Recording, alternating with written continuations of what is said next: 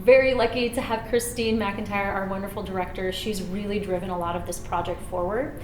So she came to me with a bunch of different songs, and I listened to them, and I really just responded intuitively. I knew from the start that I wanted it to be narrative based, that I wanted it to feel and to have a story, and Christine was like, yes, absolutely, that's what I want to, that's how I work best. So that was a dream. I love crossover, I love musical theater, I love opera, I love art song that are all very narrative based and all about using the unamplified voice generally to tell stories. So the musical theater and the jazz we've chosen allows us to do it still unamplified.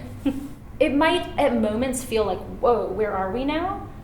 But I also think that that's what we want. Like, we want to keep surprising the audience, keep everyone engaged in this story. And so I think that we found really clever ways to use the music at pivotal moments to really like wake the audience back up and like turn the tide in the storytelling. So all of these pieces are all based on text by Shakespeare.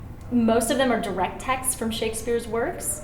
And there's just a couple that are pieces that were influenced by Shakespeare. So the piece starts, and it's me, Kat, the human on stage, really acting as narrator and inviting the audience in, kind of setting up, okay, here we all are, we're all actors, and we're all playing these parts. Very Shakespearean. And then I become Rosalind from As You Like It. It quickly becomes Midsummer Night's Dream light. And we see all of these lovers who are played by the Pora and as well as a member of the Portland Opera Chorus. They all come on stage and they play and act as these different groups of lovers. So we have a love quadrangle that I'm originally not a part of, because as I appear back on stage, I am now Titania, Queen of the Fairies. And from there, I don't want to give away too much more. Suffice to say that some things fall apart as they always do, and more transformations occur. But as with all transformation, it is a cyclical growth, right? So there's something really beautiful about the way that I think we come back to where we started at the end. Come to this show, first of all, because it's novel, it's new, it's different. You're never going to see something like this again. It basically exists in Portland for these 2 weekends. Very rarely will you see song, honestly, like mixed quite this much with the composer and the style and the genre.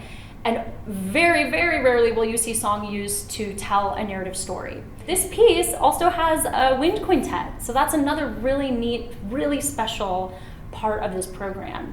I really also think of us singers as like the gymnasts, like the Olympic gymnasts of singing. And so, again, like, a lot of times you'll come to the opera and you'll get to experience it, but you might be 300, 500, 1,000 feet away from what's happening. And what's really cool about this is that you get to see vocal Olympics literally like 5 feet away, 2 feet away, 10 feet away, 20 feet max, I think. You're gonna be really close. You don't always get to hear the voice, the human voice, unamplified, that close up. And to see our expressions and to feel the story that close up.